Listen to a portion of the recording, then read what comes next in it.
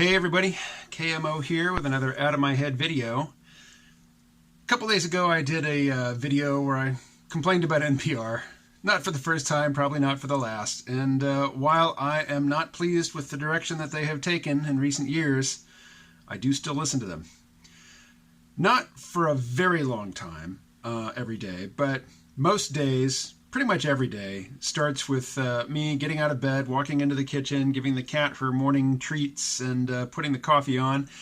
And in that time, I say the Echo device's name, the wake word, and then I say good morning, and then I get some fun random fact about, this day in history or something.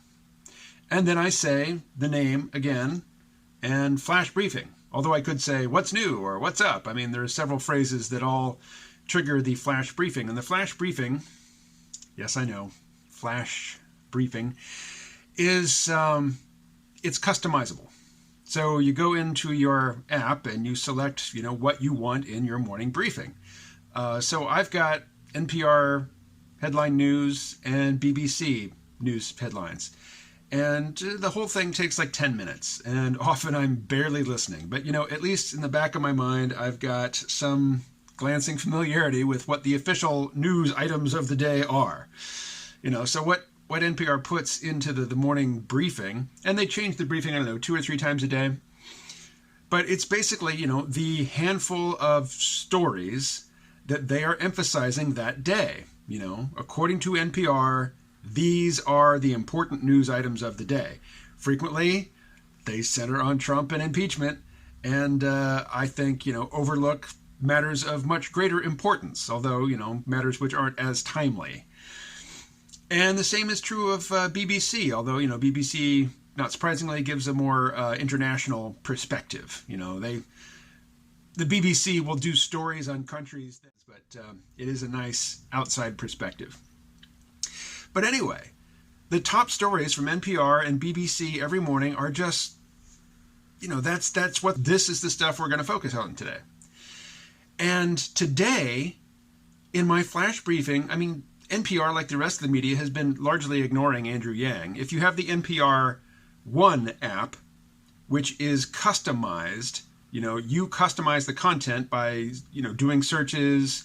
If a story comes on, then you're not interested, you can skip ahead, and the app remembers what you skipped and what you dug into. So if I'm, driving and I'm spending a long time with the NPR One app, it's quite likely to serve up a fair amount of long-form Andrew Yang content, long interviews that he's done on podcasts or, NPR shows that aren't the headline shows, they're not Morning Edition and All Things Considered. So never do I hear any mention of Andrew Yang in the NPR morning briefing until today. Wow. I was walking around, hadn't been out of bed very long, and I'm just kind of letting the stories wash over me. And I think I was in the bathroom when I heard his name mentioned. I was like, what? And, so I stepped out of the bathroom so I can hear more clearly. And they're talking about Andrew Yang. He's done an interview with NPR personality named Noel King. It was conducted in a dumpling restaurant in Manhattan, and it was Yang, King, and then 2 undecided voters. And those are I haven't heard the full recording of the interview yet. I don't even know if it's available. But if you go to the NPR website and you search for that, say search for Andrew Yang King, as in Noel King, you'll find this piece. It is a written piece by Brackton Booker called Andrew Yang Says There Is No Guarantee Impeaching Trump Will Be Successful. And what they put into the NPR headline, briefing was Andrew Yang saying, 1, that yes, impeachment is probably the right thing to do, and 2, it's not going to work. And they even included, his new talking point, which I first heard at the most recent debate, which is when we're talking about Donald Trump, we're losing, even if it's in the context of impeachment. If the conversation is on Donald Trump rather than a positive vision for the country, we are just feeding Donald Trump's candidacy. And they put that in the headlines. They quoted him. I heard Andrew Yang's voice coming out of my speaker over there in the NPR flash briefing digest. It's just mind-blowing. And then, let's actually have a look at the article here.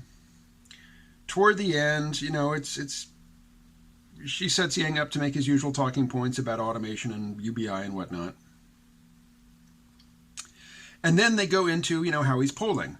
According to Real Clear Politics, Yang is polling at roughly 2%, putting him slightly ahead of our presidential hopefuls, such as New Jersey Senator Cory Booker and former Housing and Urban Development Secretary Julian Castro, and about even with former Texas Congressman Beto O'Rourke. Now, I know that Yang Gang members will dispute this polling. Fine. Moving on. But he lags far behind top-tier candidates like former Vice President Joe Biden, Senator Bernie Sanders of Vermont, and Senator Elizabeth Warren of Massachusetts. King floated the possibility of Yang serving in different ways. Commerce Secretary, perhaps. He was non-committal but left the door open. "I'm open to contributing in any of a range of roles," Andrew Yang said.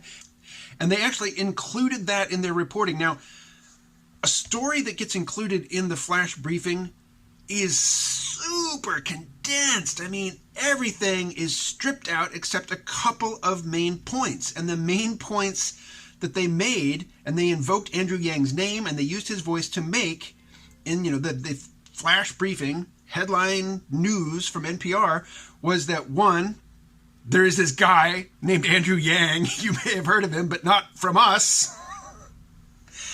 And two, he thinks that impeachment is the right way to go, but it's not going to remove the president. And three, he is open to serving in the next Democratic administration in some capacity other than president. Why? Why is NPR pushing this particular narrative today? So here are the obvious options that leapt to mind for me. And please comment below if something occurs to you that I haven't thought of. First is that there is some behind-the-scenes maneuvering going on, some negotiations. Perhaps Andrew Yang is going to be the VP for Joe Biden. Joe Biden is the only candidate that I can really see Andrew Yang running with. His vision is, while I like Bernie Sanders and I like Andrew Yang, their visions are diametrically opposed. Bernie Sanders is a foe of capitalism. He wants to, and I'm not saying this, you know, as a slur, he wants to infuse more socialism, more socialist elements, more socialist priorities into the United States. Andrew Yang wants to make capitalism humane, but he is an unabashed capitalist.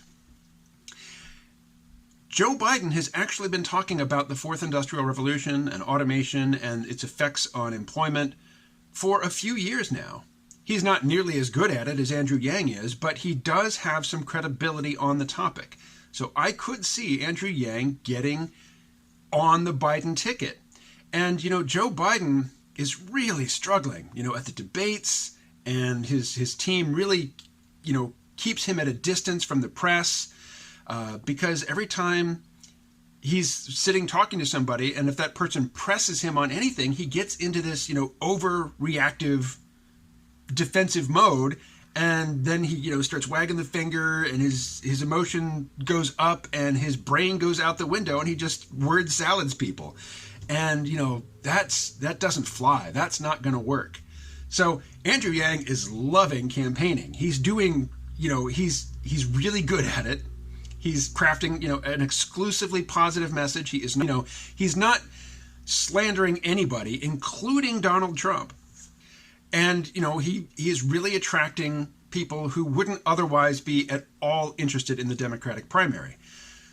The Democratic Party must see this. They surely want a piece of this, but they don't want Andrew Yang as president. So Andrew Yang being courted as Biden's running mate, I can totally see it.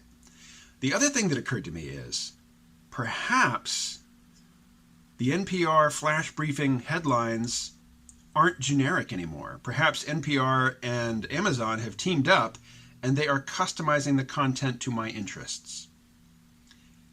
I think that's inevitable. But has it happened yet? I'm guessing no. But I haven't even really thought about how I would go about investigating whether or not that was the case. Okay, I'm going to stop there. 2 pitches. I'm going to be working on the Geb comic strip all day. Do check it out. Geb.io. It is a weekly comic strip that I write and draw for a political organization. And they have some sway over the content, but, you know, I am the final arbiter of what appears on the page. And it's something that I enjoy doing, and I will be able to do it longer and, you know, in a variety of mediums. I'd really like to move it over to animation, you know, do some voice acting, interact with some other voice actors, get more artists involved. But to do that, we need to increase the readership. So if you haven't done so already, or if you haven't gone recently, please go to Geb, that's Gebb.io, and have a look at the comic. Leave a comment. You know, just show the political organization that their money is being translated into outreach and not just being translated into me paying rent and child support. And a lot of the, you know, guidance that I get on where to go with the content of this channel comes from discussions that take place in the C-Realm podcast discussion group on MeWe.com. It is a low traffic forum.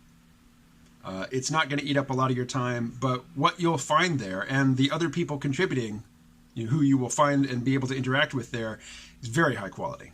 So do check it out. If you ask to join, there was a challenge question. It is, what does C stand for? C stands for consciousness. All right. I'll talk to you again tomorrow. Stay well. Oh, hey, like, subscribe, share, all that good stuff, please.